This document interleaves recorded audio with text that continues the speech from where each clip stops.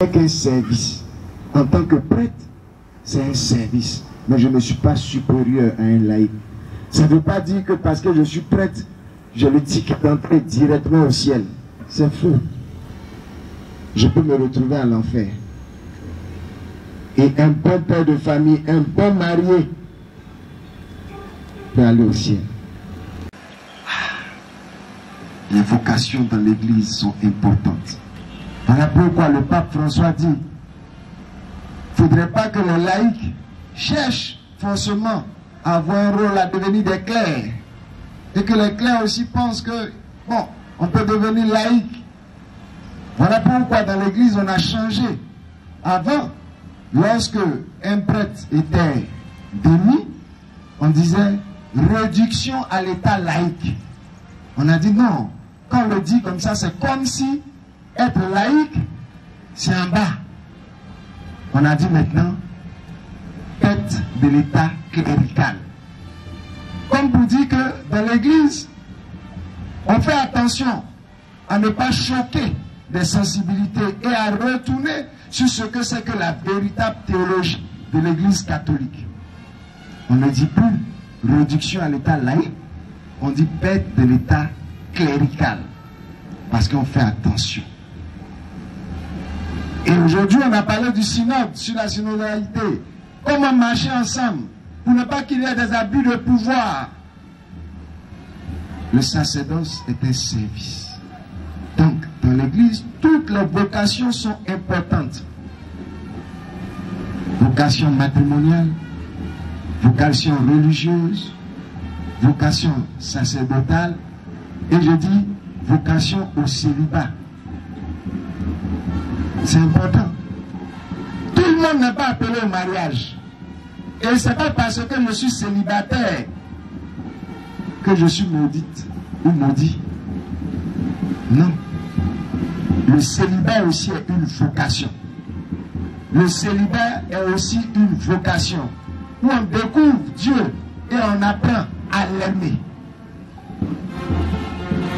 Mais aujourd'hui, il s'agit pour nous de parler des familles. Donc, qui dit famille voit directement le mariage. Cette vocation du mariage. Et dans la vocation du mariage, on est appelé aussi à être des bons pasteurs, des bons bergers.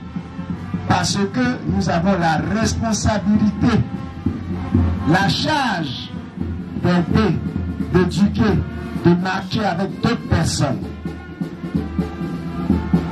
Non, ne vous fâchez pas, hein, ça c'est un pays au prier, hein, c'est comme ça.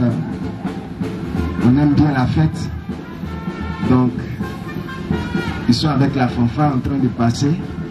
Nous on est en train de réfléchir sur nos familles. Non, est-ce qu'on s'entend?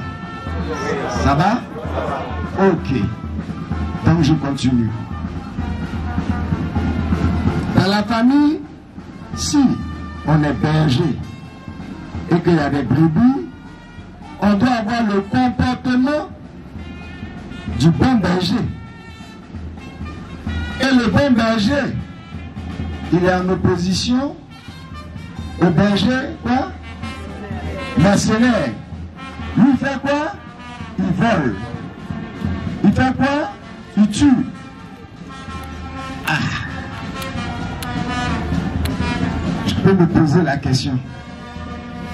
En tant que berger de ma famille,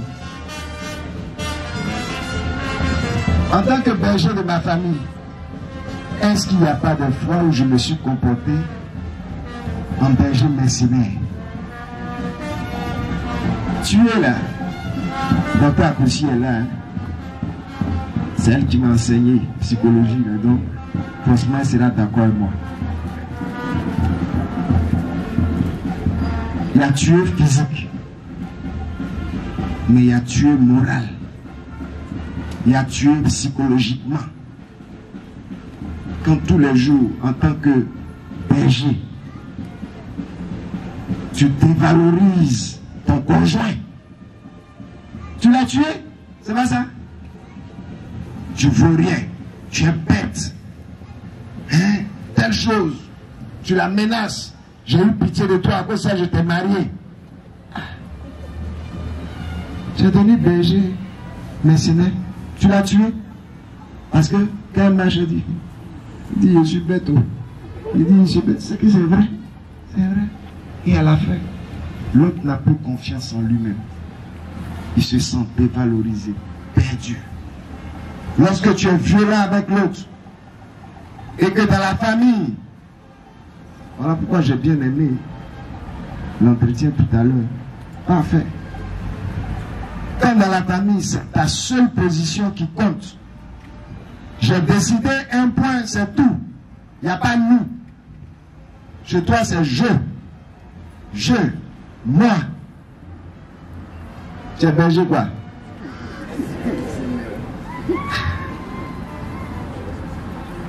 Quand c'est toi qui décides ce que les enfants doivent faire, tu es berger quoi? On dirait que le corridor se ferme un peu.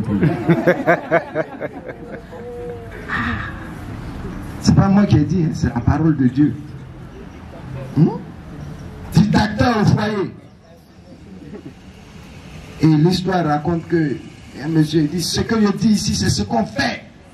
Voilà, ce que je dis ici, c'est ce qu'on fait.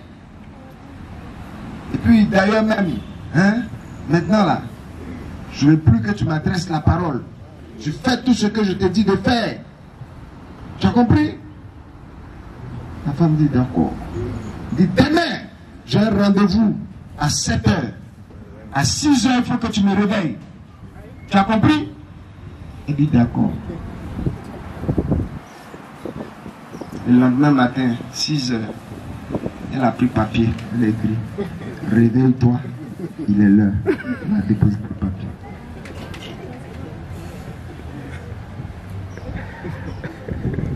Il s'est réveillé à 7 h. Mais je suis en retard. Mais pourquoi tu ne m'as pas réveillé? Il m'a dit, tu continues, désormais, il ne faut plus te parler. Donc j'ai écrit sur le papier. Le papier ne t'a pas réveillé. Souvent, on doit réfléchir avant de parler. On vit avec enfant de quelqu'un. C'est enfant de quelqu'un aussi. Ce que tu aimes, il faut le faire à l'autre. Mais souvent, je reviens encore sur ce que Dr Akossi a dit qui est important. On doit préciser des choses. Parce que notre représentation de l'amour, c'est différent d'elle. Voilà pourquoi on dit aime les autres comme tu t'aimes toi-même. Moi, ça m'a toujours posé problème. Ça m'a posé problème. Si on dit aime comme le Christ aime, je n'ai pas de souci. Ça, je dis, c'est correct. Parce que lui, il a aimé jusqu'à donner sa vie. C'est le modèle. C'est la référence. Mais quand on dit aime ton conjoint comme toi-même tu t'aimes, là, moi, ça me pose problème. Parce que moi, si aimer comme je m'aime moi-même, là, c'est tous les jours, je me chicote, je me flagelle. Je me flagelle que je ressens un plaisir, que c'est une manière de m'aimer. Mais j'ai te flageller aussi. C'est ça le problème. Si pour quelqu'un, il dit que s'aimer là, ce n'est pas manger tous les jours, mais il va te faire subir ça aussi. Parce qu'il va te dire, mais moi-même, je m'aime moi-même là, regarde. Je mange seulement une seule fois, ces petits pains seulement, je mange. Donc toi aussi, tu peux manger ce pain là parce que je m'aime comme ça. Voilà où vient le problème. Donc, on doit faire attention. Parce que quand quelqu'un dit, aime-toi comme... C'est de quel amour tu parles d'abord? Est-ce qu'on est sur le même niveau? Parce que si on n'est pas sur le même niveau, il y aura problème. Alors, en tant que berger de ma famille, je dois aimer comme le Christ a aimé l'Église. Voilà. Il a souffert pour elle. Deuxième lecture que nous avons entendue. C'est le modèle de l'amour parfait. C'est le Christ. Voilà pourquoi je le redis encore.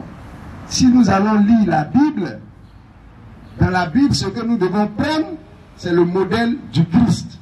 Les autres modèles là, ne prenez pas. Est-ce qu'on se comprend? Parce que si vous allez prendre le modèle d'amour de Salomon, il avait combien de femmes? 400. 1000 femmes. C'est pas le bon modèle de l'amour. C'est pour dire que l'amour humain, souvent il y a des problèmes quand ce n'est pas un amour correct. Si vous allez prendre le modèle de David, ça c'est un amour passionnel. Il allait tuer la femme de quelqu'un, le mari de quelqu'un pour prendre sa femme. Ce n'est pas un modèle. Le seul modèle pour nous, c'est le Christ. Donc lorsqu'on va aller lire la Bible, on doit regarder le Christ. C'est lui. Parce que si tu t'en dans l'Ancien Testament, il y a la vengeance là-bas. Tu risques de dire, mais le gars là, même quand ils ont fait ça, lui aussi s'est vengé, il a tué les gens. C'est biblique. Donc moi aussi je peux me venger. Attention. C'est le Christ qui est notre modèle. C'est lui. Donc dans la Bible, si tu dois prendre pour quelqu'un comme référence, sa vie, c'est le Christ. Et c'est lui qui nous enseigne l'amour parfait. Dans le couple, nous avons le pouvoir. Et nous avons aussi l'autorité. Mais comment nous exerçons ce pouvoir et cette autorité? Ça, je viens compléter un peu ce que vous avez dit le matin. On dit, on demande la permission à papa, on demande la permission à maman. Le problème, c'est qu'il y a une différence entre pouvoir et autorité. Il y a une différence entre pouvoir et autorité. Tous les parents ont pouvoir. De par leur rôle comme parents, ils ont un pouvoir sur les enfants. Certains ont le pouvoir, bon, enfin, tous ont le pouvoir, certains ont l'autorité, d'autres n'ont pas l'autorité. On va dire, mais ça veut dire quoi? Autorité et puis pouvoir. Il est là, il a le pouvoir, mais en plus de ça, quand il te dit de faire quelque chose, tu fais. Donc, dans la famille, le bon berger, il a le pouvoir et l'autorité. Quand il dit aux enfants, fais quelque chose, l'enfant fait. Donc, c'est de voir, est-ce que j'ai l'autorité? Or, avoir l'autorité, eh bien, ça se forge. Pour avoir de l'autorité, il faut être ferme. Pour avoir l'autorité, c'est comme l'autre est en train de dire, les deux parents doivent avoir l'autorité. On ne dit pas que l'autre, voilà, quand l'autre dit quelque chose, tu fais comme ça. Non, tu n'as pas d'autorité. C'est ensemble que vous devez avoir l'autorité. Or, pour avoir l'autorité ensemble, il faut l'alliance. Il faut des alliances. Donc, le bon pasteur, c'est celui qui a le pouvoir et l'autorité, mais également qui fait alliance. Et qui fait alliance veut dire que on ne parle plus de moi ou de je, mais on parle de quoi? Nous. Le bon berger, c'est celui-là qui sait faire alliance, qui sait parler au nous et non moi, moi, moi. Frères et sœurs en Christ, en ce dimanche des vocations, que la vocation matrimoniale puisse continuer. Que là où les époux chrétiens ont des difficultés, qu'ils puissent se tourner vers le Seigneur. Mais également qu'ils puissent appartenir à un réseau de familles pour pouvoir avancer. Et je termine sur cette image. Si nous prenons une brindille de balai, c'est facile à casser, non? Mais si on prend au moins 50 ou 100 brindilles de balai et qu'on veut casser, ça sera facile? Ça ne sera pas facile. On ne pourra même pas peut-être même casser. C'est sur cette image pour dire que tu es dans ton mariage chrétien, si tu t'enfermes dans tes difficultés, dans ton problème que tu vis, tu seras facile à briser. Mais si tu viens en communauté, tu vas dans ta structure de base, tu rencontres les autres familles, vous réfléchissez ensemble, eh bien tu pourras aller de l'avant. Parce que peut-être le problème que tu vis là, il y a quelqu'un d'autre qui a vécu ça et qui a trouvé une solution. Et que cette solution peut toi aussi t'aider.